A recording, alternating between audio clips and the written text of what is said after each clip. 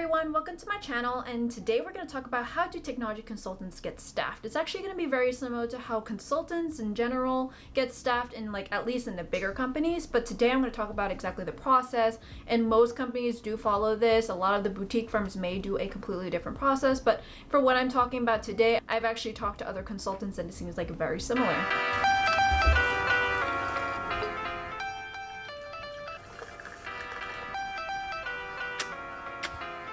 So first off is, what exactly is staffing plan? You would think that maybe the moment you start your job that they're going to automatically get you a project, but that's actually not entirely the case.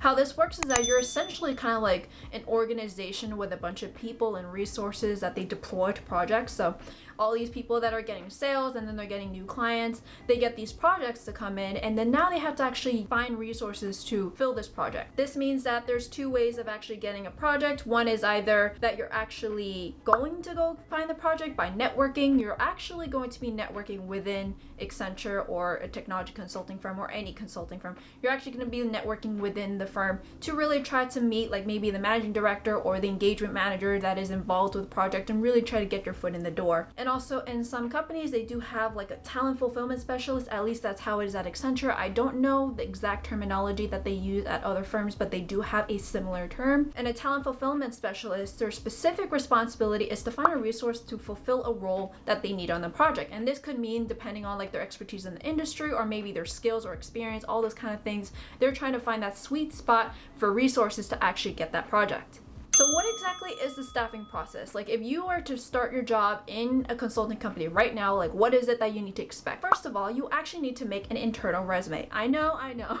You just had a resume, you did an interview, you just got into the company, and now you have another resume? Yeah, you do. It's actually going to be pretty common in all consulting firms, at least, to have an internal resume to really show you exactly what experience do you have and also what kind of client work do you have. However, these resumes are actually going to be what the clients will actually see.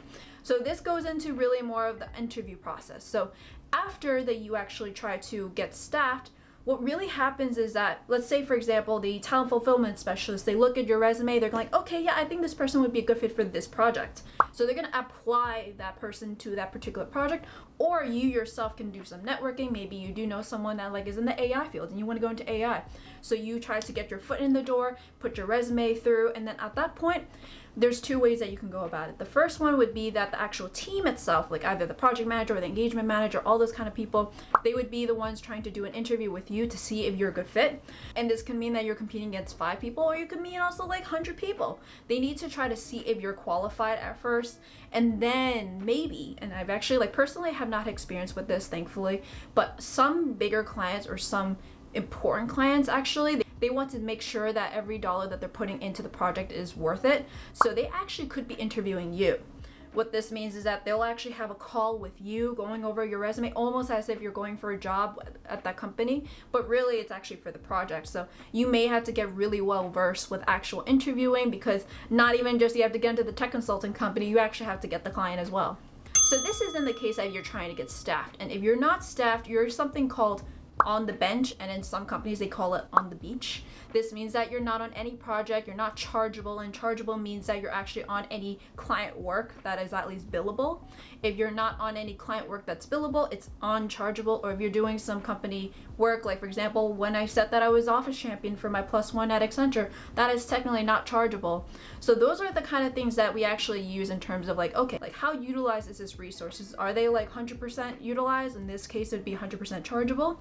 This means that they're 100% on the actual client project. I've realized that they don't really know that you're supposed to be networking. You think that the project will come to you, or they're going to just okay, Christine, I think you're going to do this project and you're going to just stick with it. And one thing that you need to keep in mind is that you have the ability to choose. And maybe your first project or so, you may not have the ability to choose, but I actually was able to choose the project for myself. For me, it was actually, I was in training doing Workday Financials in Chicago, and I was actually in the Workday office in Chicago, and it was literally a floor above the Accenture office, so it was actually really easy for me. And I realized I asked my talent fulfillment specialist, what projects am I being considered? So I asked her, and she actually told me, here are the projects. And then I asked, okay, so who could I contact about the projects? Because I just want to kind of get my foot in the door. And one of them actually, which is a project that I was interested in, he actually was in the Chicago office. So I actually reached out to him and I said, hey, do we want to have like lunch together, kind of talk about things and kind of like just network, you know? I wasn't even thinking about getting the project, but in the end I actually got the project. So if you were really proactive and you actually tried to reach out to people in specific areas you're interested in, you have a higher chance of actually getting that project. So if you're thinking that maybe you're actually in a consulting firm right now and you're like, oh, well, like I couldn't actually get the project that I wanted, it's mostly because of your skills or maybe that you didn't network. Most likely they're going to choose people that they've worked with before, so they know their work ethic and their experience with the client.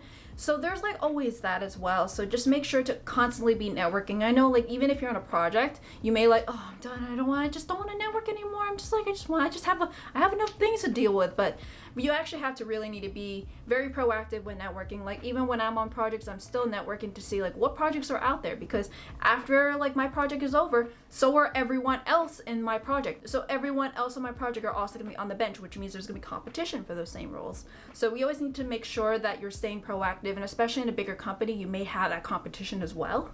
And especially if you're in a niche area, all the people in your niche area are gonna be competing for the same exact roles. Another thing that you can do is make sure to do some training, because if, for example, maybe there's a role out there to build a portal for customers and you want to do something like that, but you have nothing on your resume. If you're on the bench, we highly recommend you to do some training or even learn something out there, and you can totally use the company's resources. I'm pretty sure that they will hopefully be paying for your training at least, and then maybe you can get certified, and that way you can get your foot in the door as well, so that way you can be considered for that role. And make sure also to be networking as well, because honestly, like what I really like about being in consulting is that you basically choose your own career. You may think that based off of like whatever's out there, maybe Accenture or like a consulting company, they found like a real high priority project you didn't want to do, but they need people and you happen to be on the bench, you should be doing it. You can always be leaving the project and actually be looking to do what you want to do. You were on the bench because you couldn't find a project. If you found a project ahead of time and it was actually a value add, then you will pretty much, they're gonna let you go. They're gonna let you go to that project as opposed to the one that you were stuck on.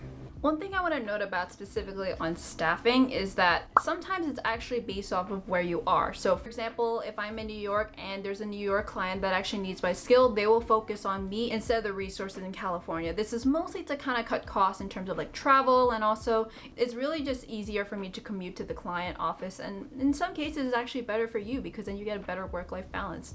And well, there are definitely times when maybe like in New York there are no clients that need your skill, but there are clients in Midwest, so you may actually be shipped out to a project in the Midwest instead.